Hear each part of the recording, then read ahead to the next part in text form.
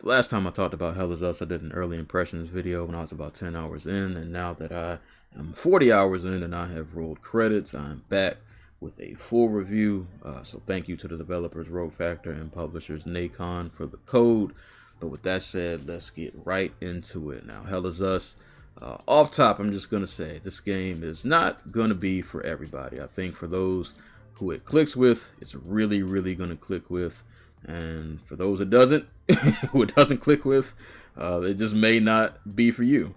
But Hell is Us is a semi-action open world game where you are playing as the main character Remy, who is coming back to his homeland of Hadia, and he's trying to find the whereabouts of his parents. And you probably don't need me to tell you, but if you look at the screen, you can probably see that Hadia has a lot going on. Got these little weird hollow walker creatures walking around, moving all freaky, and it's Hadia is going through some things right now. Off top, I've said this in the early impressions review, and I'll say it again. This game does not hold your hand in terms of exploration. It drops you off into the world, and it's just you, Remy, and his curls. That's it. They let you go on your way. They don't explain anything really to you.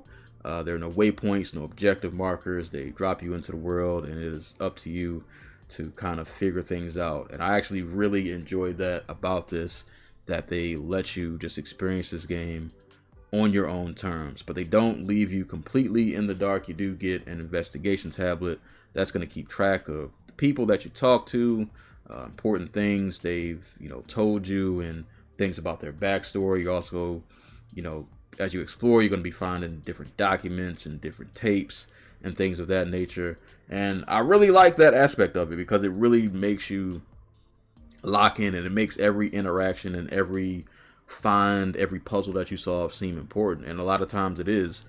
You're going to, as you talk to people and find documents, they're going to be dropping little nuggets and hints at you directly and indirectly. And I like that this game just really made you pay attention to what is happening, because oftentimes they're giving you the answer to a puzzle that you're trying to solve, or telling you where you need to go and what you need to do. But the game really does put the onus on you to kind of just figure it out. But they give you all of the tools that you need. It's just up for you to be paying attention and be aware of what's happening, and you can figure it out. And I never felt like I was getting too lost into this game, or getting lost in the world. I traversed these areas multiple times. After a while, I just kind of memorized the layouts, to be honest. But speaking of the layouts and the way it looks, I love just the atmosphere, the architecture, the way some of these areas look. Even though the game is very dark and grim, it's beautiful in like a weird way. You can tell they really put a lot of effort into just the look and the feel of this world. And I think they really nailed it when it comes to the music, when it comes to the tension. They did an excellent job with the atmosphere of this game. And in terms of the world building, I think that was A1. The conversations that you have with people that give you, additional context and perspective on what's happening in the world. So you're going to learn about the Palamists, the Sabinians. There's this whole religious war going on. There's some really dark themes and just brutal depictions. And this game does not pull any emotional punches when it comes to the depictions and the topics that it goes over. You're gonna see, hear, and read some very brutal things, but it makes the world just feel very real.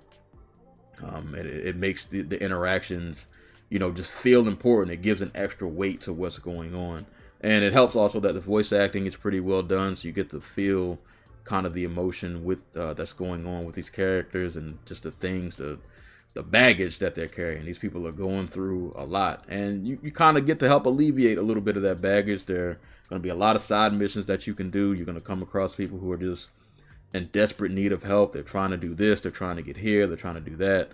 And be a good person, man. Try to be a good person in Haiti. Clearly they needed this place. You can see on the screen, it's not a lot of beautiful things happening in Haiti right now. So giving them a helping hand is a good thing. You will be rewarded for it. I won't say exactly what happens and what you'll get, but do the good deeds when you can, because you'll be rewarded with things that will in turn help you on your journey in terms of solving puzzles and getting upgrades and, just different things that you're going to need to continue progressing. But yeah, the exploration and the world building, it's just, this game is so rich in detail and lore. If you are somebody who really enjoys lore, this is the game for you. You're going to be learning about all these religious factions and ancient kings and queens, and there's a whole lot going on, and they did an amazing job, I think, on that front of the game. Then there's the combat, and this is where things are a little bit of a mixed bag. It's going to be a little divisive for some people. I didn't think the combat in Hell is Us was bad. It's just pretty basic. It's not the deepest combat system at all. There's no skill tree or anything like that. And also, this is not a Souls-like. I know you may look at the combat and may think this is Souls-like, even though it does have a stamina meter. It may move a little Souls-like-esque, but it's like a diet Souls-like, if anything. But you do, you get a basic combo string that you can pull off. They have some charge attacks you can do. There's some dope finishing moves and dope finishing animations that you can do in this game that I like. And also enjoy the health pulse that they have. If you've ever played Neo, Neo has a key pulse, and the health pulse in this works similarly to that mechanic. So once you see the ring around you, if you press the right button while the ring is around you, it'll heal you. And that's kind of the best way to keep your stamina and your health up. Your health and your stamina are tied together. And also, you are not going to come across a lot of health packs in this game, which makes sense in the context of the world, because if they had more health packs, clearly these people would not be struggling like this. But you're not going to come across a lot of those, so you're going to have to get pretty good at doing the health pulse. That's going to get you out of a lot of jams. And also, the parry mechanic in this game is a little weird to pull off, because the Hollow Walkers, those are these little creepy little pale things you see walking around just looking real freaky. They move really weird. They move really off kilter. They have some herky-jerky kind of movements. So it might take a little bit to just get used to that. But once you kind of get that timing down, you'll be able to pull off the parry. And I think the game will get easier for you combat-wise. To be honest, I didn't find Hell is Us very difficult. I think as long as you are leveling up your weapons the way you need to, you'll be fine. And there are different things you can do in terms of combat to kind of help you out. You have these glyphs, which are kind of these elemental / emotional kind of things that you can tie to your weapons, and those provide different effects and different statuses. So definitely encourage you to experiment with those. They're going to help you out a lot. But just use them. And when I first played this, I wasn't using them, but they helped me a lot in the second half of the game when I finally started really paying attention to what they did. Also, the drone. Do not sleep on the drone. The drone does provide you with some additional moves and things that you can pull off. In the beginning, it's mainly used to just distract enemies, but the drone can help you do the little spin move. I love the spin move. And it's got a few other things that they can do. You'll be finding these little module chips as you play. So definitely hook the drone up, man. Give the drone the chips, and that'll help you do some additional moves. And it kind of helps open up the combat a little more.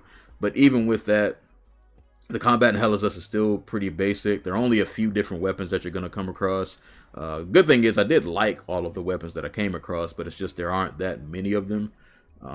So, yeah, the combat in this game, a little bit of a mixed bag. It's just, like I said, I didn't think it was bad. It's just kind of basic. It's very straightforward. You're not going to be pulling off no crazy air combos or nothing like that. It is a very basic combat system. So that may be a detriment to some people. Speaking of combat, also, the boss fights in this game, very strange. The boss fights in this game, I thought were kind of weird. I still don't quite know how I feel about them. I didn't hate them, but I didn't really love them either. This game does a few things where you're just kind of like, oh, Hell is Us really is its own game. It just does a few things where like, that was interesting. I don't know if I like it, but okay. You just kind of roll with it. Yeah, this game it has a few of its own little quirks that are just kind of like, oh, that's okay. But all in all, I still really enjoyed it. One last bit I will mention though, the ending to this game. Of course, I'm not going to spoil it, but I will say I left a little bit to be desired. As much lore and world building as there was, and as good as the job as they did with it, I was hoping to get just a little more from the ending. Didn't hate the ending, but didn't love it. I wish it would have been punctuated a little more. And Remy as a character also was not. I needed a little more from him. There were different story bits and different moments in this game that I felt would have hit a lot harder if Remy just had a little more oomph to him. But even with those flaws, I still really enjoyed this. The puzzles are clever. The world building is top notch. I love just the different conversations that you have with people. This game it has a certain feel to it. You get really immersed into this world, and I think they did an excellent job with the immersion and the lore and the world building. And the combat for me was like just good enough to kind of keep me interested. It wasn't super complicated, but it wasn't bad. It was very even kill. It was just good enough to kind of get the job done and keep me going.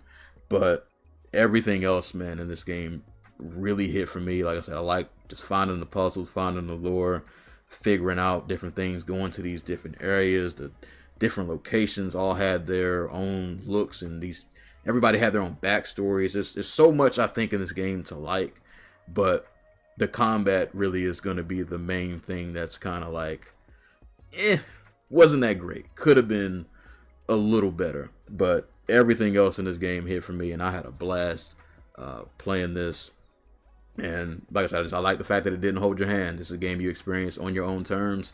I played this with my sticky note, taking notes as I went along, and I had a great time with this, man. But if you play Hell is Us, let me know how you feel about it. I had a pretty good time with this. That's all I got for today's video. My name is Serial Sensei. Y'all stay safe. Y'all stay hydrated. And I'll catch y'all on the next one.